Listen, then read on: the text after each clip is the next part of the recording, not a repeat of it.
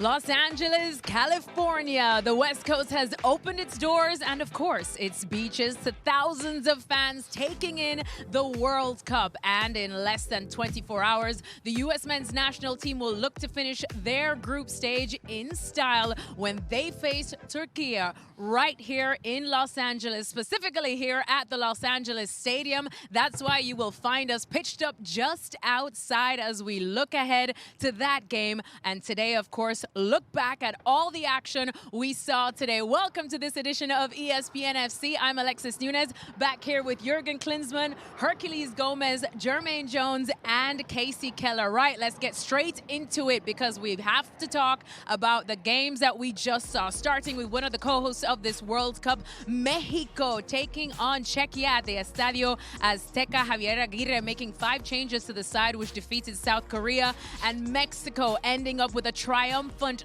3-0 win over Czechia. Czechia now officially eliminated. We saw goals from the likes of Chavez, Julián Quiñones once again finding the back of the net, and then Fidalgo as well to put a nice cherry on top of what has been a sweet group stage for Mexico. Elsewhere, South Africa making history against South Korea, upsetting them. They took them on and wanted South Korea to bounce back after a loss to Mexico, but they would not get it in the end. A goal from Tapelo Maseko in the second half saw South Africa win this one 1-0 and qualify for the round of 32 as runners-up. Here's a look at the Group A standings after those fixtures. Mexico sitting pretty at the top, perfect in this group stage with 3 wins from 3, and look at that though. South Africa, Bafana, celebrations all around the country as they make it out of the group stage as a World Cup for the first time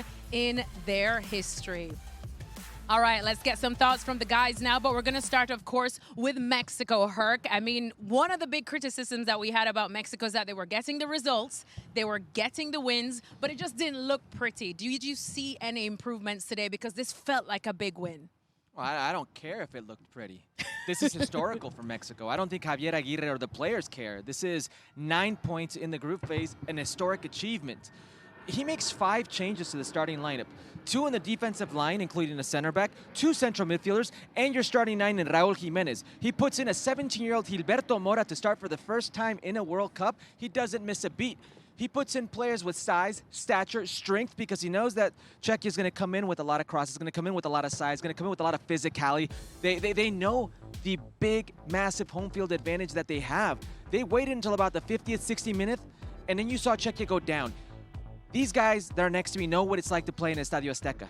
Yeah. The altitude, the smog, the weight it carries with its people. It's not an easy venue. And you saw around the 65th minute, the Czechia players just going down. They had nowhere else to go. And then once Mexico took over, got the first goal, and then it was the second goal, and then it was just a party. It's a fiesta. So you could say they're not playing the Mexican way, but guess what? The Mexican way hasn't gotten you 9 points in the group stage. The Mexican way has never taken you to that El Quinto Partido, that quarterfinal, in this expanded format, in this modern format. So whatever you may think of this team, it doesn't matter because Javier Aguirre knows who this team is. These players know who they are, and they know what they want to achieve. And if I'm Javier Aguirre, I've got to be puffing my chest out. I just did 9 points in the group stage. I won all the games. I haven't been scored on in one single game. I got my legendary keeper, su homenaje, his homage, and everybody but the third goalkeeper has played on this roster. It's a perfect group phase for Mexico. Perfect group phase for Mexico. Is that how you saw it too, Jürgen? Were you equally just as impressed? Yeah, it's scary perfect, because, you know, what is next, you know? They didn't concede, they did everything right. Now, whatever Aguirre did is just working out perfectly. Now, even Ochoa gets his 6th World Cup in the last couple of minutes. It's fantastic. I mean, it all fits, it all goes the 100%, and that's scary. And that's why I'm saying, you know, now you come knockout stage. A knockout stage is a completely new tournament. So I hope they can take all that momentum with all that confidence. Now it's all about confidence, and continue that way. But having 9 points after 3 games and your home World Cup is fantastic.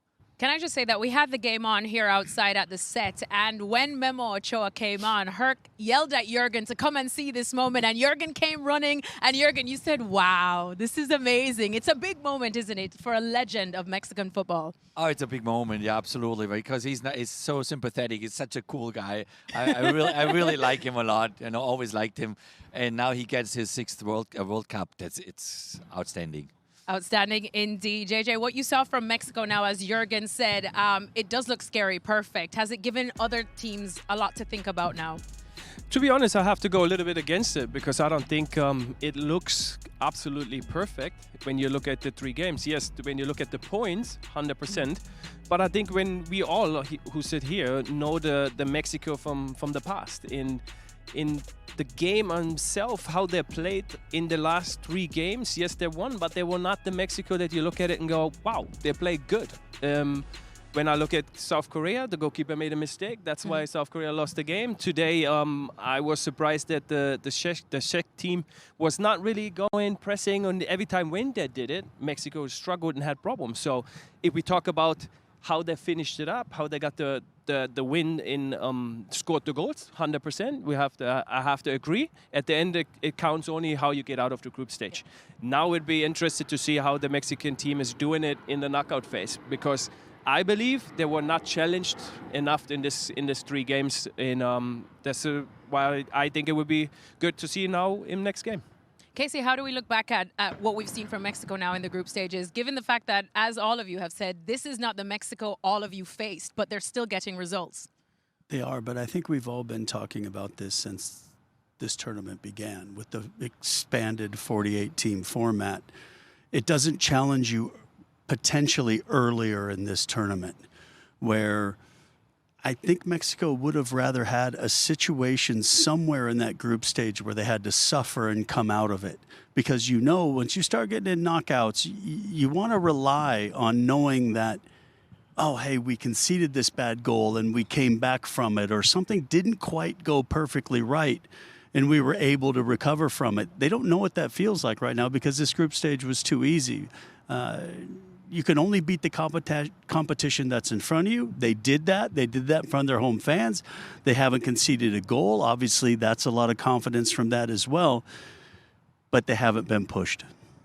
All right. Well, either way, it was a big moment as well today. As we said, Javier Aguirre making 5 changes to this team. And Herc, I think a lot of people in and outside of the stadium were happy to see Gilberto Mora getting his first official start. 17 years old, but still a lot is expected of him. What did you think of him today? I try not to measure the player by how old he is, but I can't help watch him play and think, he's only 17. Yeah. He's doing this at 17 years of age. And you look at the players that Javier Aguirre put around him, they're not exactly link-up players. So it should be more difficult for him to play with these players because that's not his game. In a game where Javier Aguirre put his 11 to combat physicality, he throws out the 17-year-old. And he's the playmaker. He's the catalyst. You saw the goal, the second goal that they scored. Take a look at how he's transitioning the field and how he's looking around and scanning the field and the weight of the pass. He plays with a different mentality and a different quality than the rest. Case had said that they haven't been tested. I don't think they want to be tested, Case. They don't have enough players like this. They don't have the quality, and that's why they play the way they do. But when you see a player like Gilberto Mora do what he does, you start thinking to yourself, wow, where did that come from? Jürgen, what did you like about him? Because it is such a big moment to give a 17-year-old this stage to play on. I think it's courageous from the coach, and obviously it's huge for the kid. I just hope that he keeps his feet on the ground and goes through that exciting time now. Obviously, the first World Cup, enjoys himself, expresses himself, which he did already today. He has a special talent. There's no doubt about it. Like Herc says, he sees things that other players don't see. He screens his area. He knows what's going on. It's a bit like a kid from the streets, where you always know what happens behind you. And no, it's a huge talent. By experience, I know a little bit that in Mexico there is a risk. It's a part of their culture that they overshoot a kid then quickly. Hopefully he can grow. People next to him, like family and especially the coach that he has, keep him grounded. The team will do that job during the World Cup. I don't see any problem because that's why Ochoa is in there. Then he will tell him. He will tell him if he overshoots a second and he puts him down on the ground. It's exciting for Mexican football to have such a special kid in their team. But talk about circumstances playing out perfectly. You win your first 2 matches. You know you've already won the group. You can then play a kid. You're 2-0 up. Yeah. You can then put Ochoa in. There's all these things that had to fall into place to be able to have, all those feel-good moments, and they did. And maybe those are those little moments that then, help Mexico kind of get to that historic route. You watch this team play, and it's like watching Mallorca when he coached in La Liga, Javier Aguirre. Just finding a result. That's what he does. He's not a proactive coach. He's a coach that comes in and steadies the ship. He's a bombero. That literally translates to fireman. You bring a fireman when the house is burning. The Mexican house was burning. He steadied the ship. El Bombero, indeed. All right, well, we've been giving a lot of love to Scotland's Tartan Army because they've been partying all throughout the U.S., but there's nothing quite like a fiesta mexicana. Even in the rain, whether it's beer rain, tequila rain, or regular rain, there will be plenty fiestas across Mexico City after what was a perfect group stage for Javier Aguirre and El Tri.